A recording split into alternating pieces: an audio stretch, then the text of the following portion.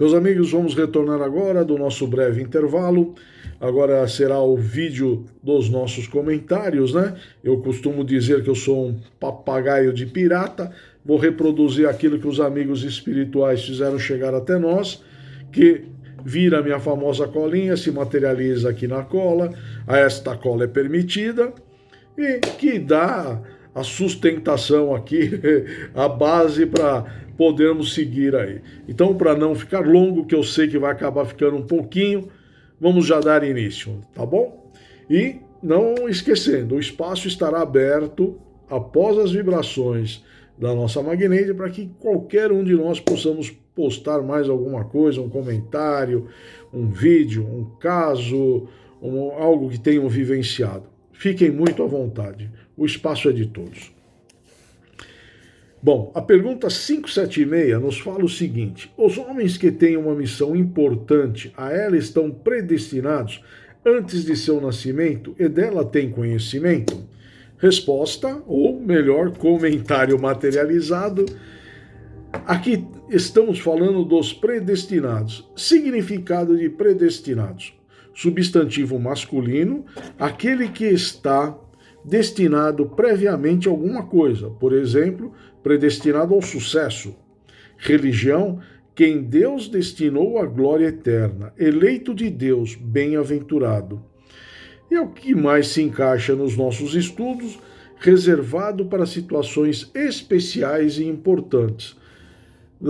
Dentro aqui das pesquisas, isso aqui eu acho que cabe perfeitamente dentro do nosso estudo aqui dos comentários, reservado para situações especiais e importantes. Vejamos. Para confirmar isto, um mentor nos afirma: os espíritos missionários já são designados antecipadamente, antes de reencarnarem para tal empreendimento. Convém saber que espíritos de grande alçada espiritual são chamados por Deus para voltar à Terra em missão especial, trazendo ao mundo mensagens de paz, trabalho, amor, caridade. Isso se processa em todos os países, para que se possa compreender que Deus é amor e que os homens são seus filhos. Aqui não precisamos nem ir muito longe para um exemplo, né? Jesus se encaixa perfeitamente, né? Mas nem sempre esses espíritos destinados a ensinar aos menos esclarecidos ou evoluídos têm consciência dessa missão ou tarefa. Com o tempo, será incumbido de tocar esse ser aí sentirão um despertar, né? E a certeza que tem uma mensagem para entregar à humanidade. E apesar de todas as adversidades que encontrarão pelo caminho, que não serão poucas, isso os fará felizes por terem cumprido sua missão. Aqui, nem sempre, né, falam que os missionários, quando reencarnam, sabem exatamente, ou saberão com antecedência a sua missão. Saberão lá. Mas quando vier com esse invólucro, vai ficar esquecidinho, como acontece com todos. Exceto para Jesus, que era um espírito que não cabe tentar explicar, né? Não tem jeito. Mas imaginem alguns discípulos que iam propagar a palavra de Deus, mas teriam um final terrível, não é? Então, eles vêm, mas ficam adormecidos, sem eles saberem. E na hora certa eles vão despertando com a coragem que precisava ter naquele período, né? Que não era fácil. Realmente, quando nós vemos aqui pelos estudos, né, como eles desencarnaram, jogado em óleo fervente, crucificado e ainda continuando a pregar, crucificado de cabeça para baixo, esfolado vivo, lançado de telhados, enfim. Não é fácil não, viu? Notem, apesar de todas as adversidades que encontrarão pelo caminho, pois sabemos que existem pedras na caminhada, os trabalhos serão desacreditados, dúvidas serão lançadas. Isso nós vamos ver à frente, veremos à frente que eu vou dar alguns exemplos. Porque quem está perdendo quer virar o jogo, é normal isso. Mas esses irmãos menos evoluídos, eles fazem... Se podemos dizer, eles estão no direito deles. Se existe isso, esse termo para eles, por que não? Eles estão no direito deles. Eles vão tentar virar o jogo. A nossa obrigação é continuar tocando a bola direitinho para que ninguém vire esse placar, né? Mas, enfim, isso sempre vai acontecer. Esses irmãos evoluídos que vêm já com uma missão, a hora que eles têm o despertar e começam com essa missão, eles vão ser desacreditados. As pedras no caminho, vão tentar desacreditar o trabalho, mas enfim. Os homens predestinados são poucos, porém, são a sua segurança da fé e o conforto para os que sofrem. Né? Existem muitos missionários que são despertados para o trabalho depois de muito tempo e logo transformam a sua vida em favor da dos outros, dos terceiros, dos povos, dos semelhantes, enfim. Como, por exemplo, temos Moisés, Buda, Gandhi, Madre Teresa, e assim vai, né? São Francisco de Assis e outros, né? Inúmeros. Entretanto, vale ressaltar, né? Não poderia deixar de falar que Jesus foi o maior de todos, né? Em todos os tempos, o mais elevado, o espírito puro, mais puro que pisou neste planeta, né? Interessante, quando nós estamos fazendo essas pesquisas, esses missionários eles podem nascer tanto em famílias ricas, abastadas, como São Francisco, Gandhi também, que não tinha uma situação financeira ruim, ou no meio da pobreza ou das dificuldades, não só financeiras, culturais, domínios políticos, enfim, explorações. Aí se encaixa Gandhi também. Aí temos Jesus, Chico Xavier, Madre Teresa e tantos outros, né? E nunca vai importar se eles nasceram na opulência ou na pobreza. O que importa é o despertar, o amadurecimento espiritual de cada um desses irmãos. Exceto Jesus, que já veio pronto, podemos usar essa expressão, né? Como eu falei ali em cima, que eles acabam desacreditando. Vamos lá, uma curiosidade. O termo Mahatma significa uma grande alma, seres humanos considerados perfeitos, também conhecidos como irmãos mais velhos, mestres santos. Eles são seres humanos que, através do poder da vontade e evolução espiritual, em muitas encarnações, atingiram um estado espiritual avançado. O termo Mahatma é uma honraria, tá? Então, poucos, pelo que eu pesquisei, receberam esse termo, ou esta honraria, Mahatma. Mas, como eu falei que existem pedras pelo caminho, né? Gandhi, por exemplo, ele era taxado de racista. Criou-se esse fato quando ele trabalhou na África do Sul, que ele era advogado. Ele teria dito, segundo alguns, né, que a raça branca deveria ser predominante naquele país. Com o apartheid tão forte lá em 1900 e bolinha, 1910, talvez, mais ou menos isso, se eu não estou enganado, que ele trabalhou na África do Sul, 1906 a 10, nesse período. Ele era taxado de racista, ele foi taxado de pedófilo, tudo para desacreditar. Aqui uma coincidência, a nossa companheira Bárbara, também na quinta-feira passada, falou algumas expressões ditas por Madre Teresa, né? Tipo aquele joguinho, fala uma palavra, a pessoa responde com uma outra. Então ela deu grandes exemplos, né? Madre Teresa foi uma religiosa católica de etnia albanesa, naturalizada indiana, Prêmio Nobel de Paz em 1979, fundadora da Congregação dos Missionários da Caridade.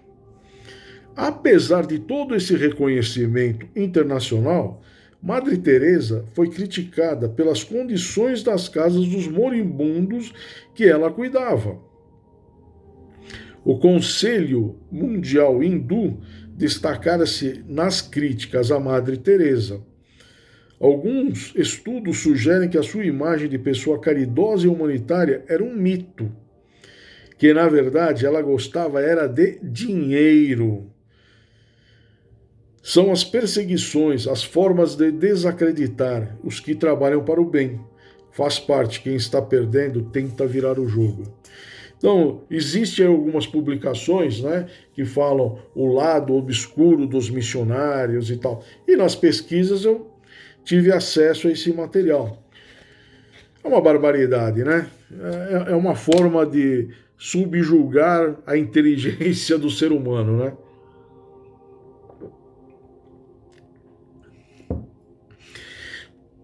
E eu tenho uma concepção.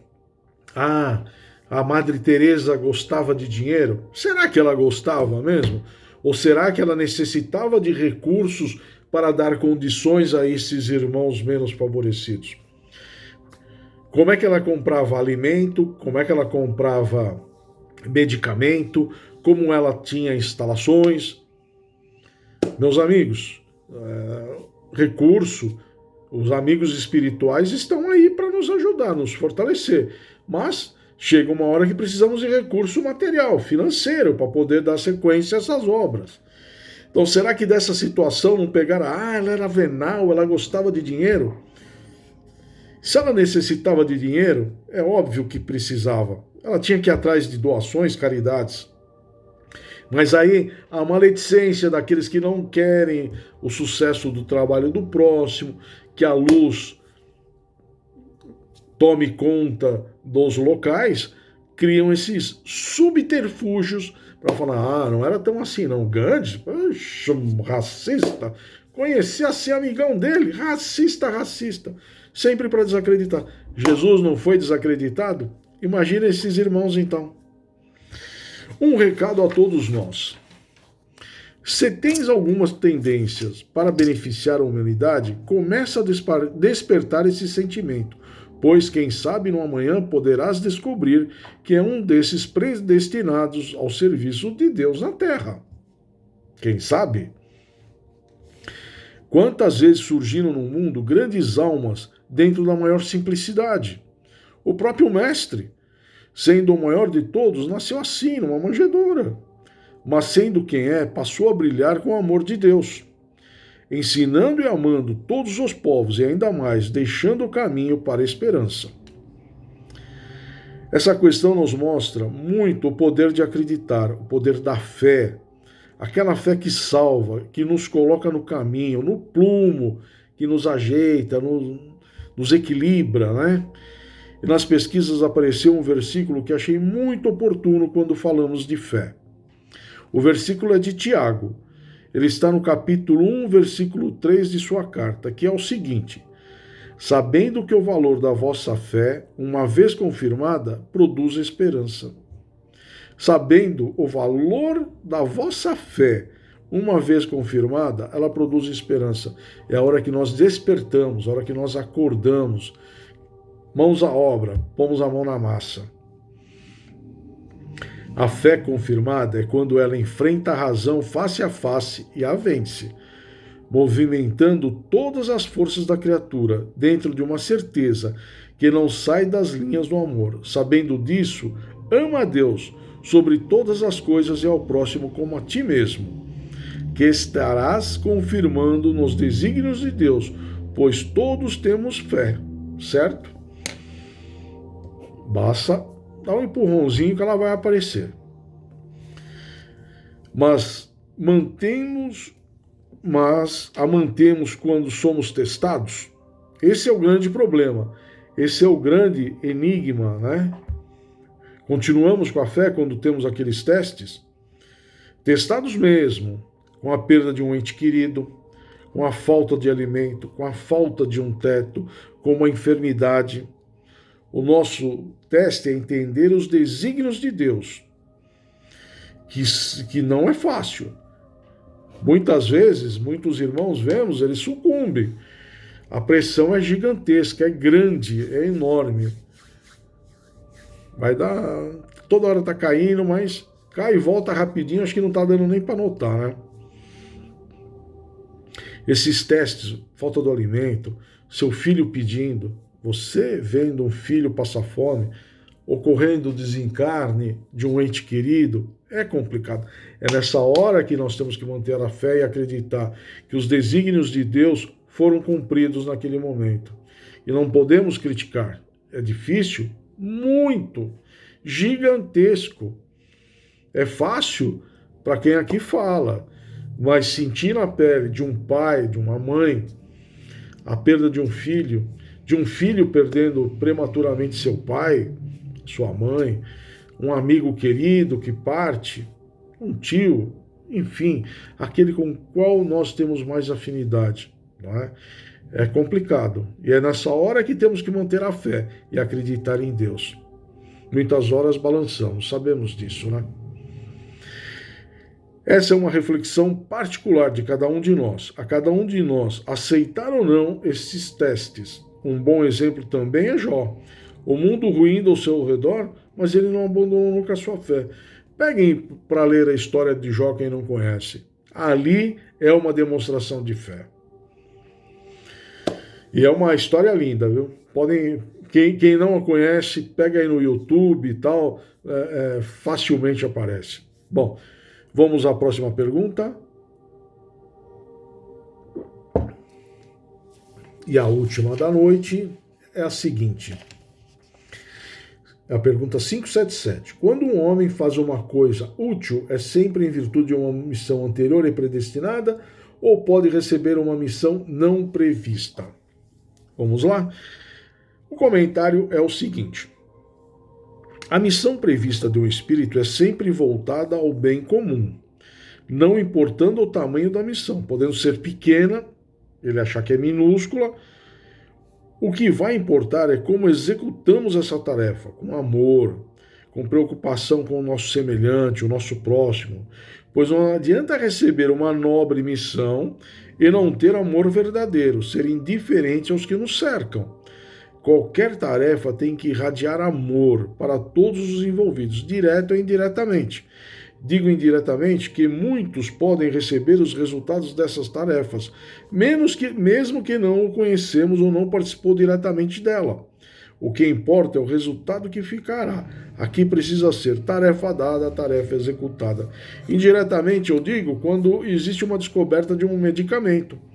Aquela pessoa não participou e tal, mas ela está se beneficiando indiretamente daquele irmão predestinado a trazer essa descoberta, né? Esta revelação. Miramês nos dá uma certeza. Partindo do mundo espiritual com tal ou qual programação, muitos espíritos favorecem a criação de ambiente adequado para uma tarefa nobre. Eis aí a oportunidade que os espíritos elevados não perdem de pregá-lo para o serviço do bem.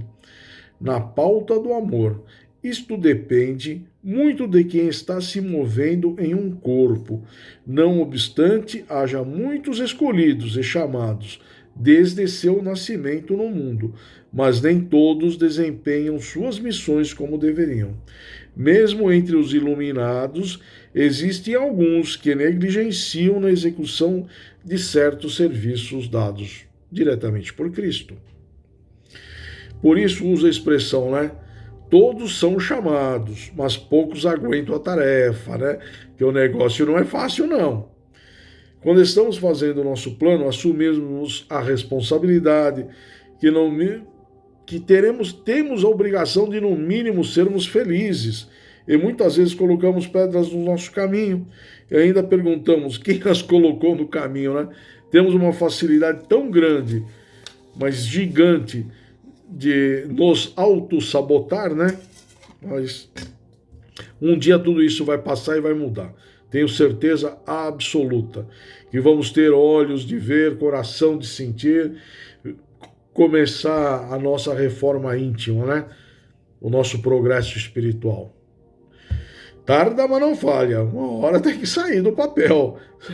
Não é só assumir lá do outro lado, assinar o compromisso, chegar aqui, na próxima encarnação eu faço. Uma hora, meu amigo, não vai ter mais essa, não vai ter próxima não. Ou é ou não é, ou vamos ser convidados a nos retirarmos.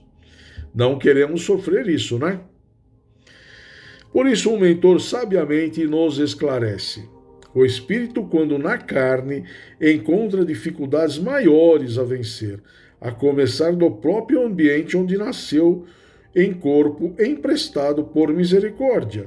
Se sentes que encontras no pequeno rebanho dos escolhidos ambiente para uma missão, procura ser mais consciente da sua tarefa. Não te esqueças da oração e da vigilância, porque está sendo colocada em meio de lobos com a finalidade de dar testemunho de sua capacidade. Deves crescer diante de todas as dificuldades que venham a surgir. A cada pergunta com essas respostas, a cada comentário, fica evidente que jamais podemos esquecer ou abandonar ou desviar ou colocar de lado. Orai e vigiai, pois sempre teremos alguém muito atento às nossas falhas, à nossa impaciência, aos nossos vacilos na fé. Então, orar e vigiar é a nossa cerca elétrica, é o combustível que nos mantém ativo, é o combustível, é a corrente elétrica da nossa cerquinha, sempre. O orar e vigiar é o nosso alarme. Para quando uma coisa está ruim, opa, dá aquela sentadinha, faz uma oração, precisa aquela oração longa, eleva o pensamento, dá aquela enchida no peito, enche os pulmões, e para você dar aquela relaxada, solta devagar, eleva o pensamento.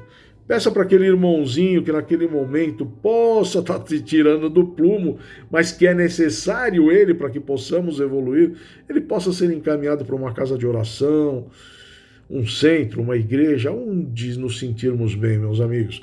Esse nosso trabalho é ecumênico. Você vai aonde você se sentir melhor, onde você se sentir bem, onde você consegue se conectar a Deus, elevar o seu pensamento. Tá? O nosso estudo é do Livro dos Espíritos, mas não é feito só para espírita, é feito por aqueles que acreditam em Deus, acreditam em Jesus Cristo e acreditam no poder da oração. Ela transforma, ela modifica o nosso dia, a nossa vida, modifica o ser. Tenham certeza disso. Esse texto abaixo reflete muito: orai e vigiai. Busquemos reforçar a opinião do que serão sempre perseguidos todos os que se entregam ao trabalho pelo bem comum. Uma mensagem assinada por 10 espíritos de grande elevação. Não te deixes desanimar pela crítica. Encontrarás contraditórios e escarniçados, sobretudo entre os que têm interesse nos abusos. Encontrá-lo-ás mesmo entre os espíritos. O espírito missionário deve desenvolver todas as suas faculdades morais, a sua educação, sem esquecer a sabedoria, no sentido de recolher todos os recursos para a sua defesa.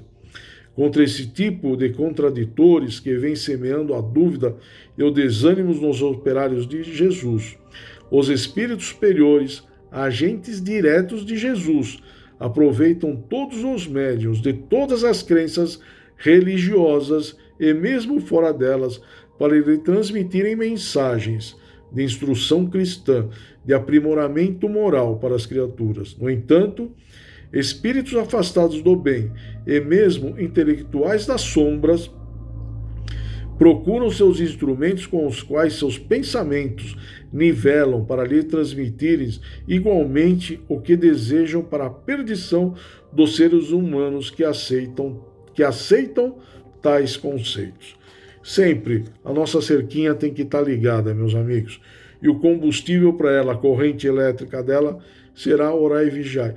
Todos sofrerão tentações, serão escarneados, como diz aqui o texto, né? Em praça pública, serão desacreditados, serão colocados em dúvidas, aparecerão falsos testemunhos, enfim. Por quê? Está dando certo, aquele irmão está conseguindo levar uma mensagem para alguém, está tocando um coração. Tocou um, trombetas que toquem no céu, né? Não é verdade? É melhor um do que nenhum, não tenham dúvida.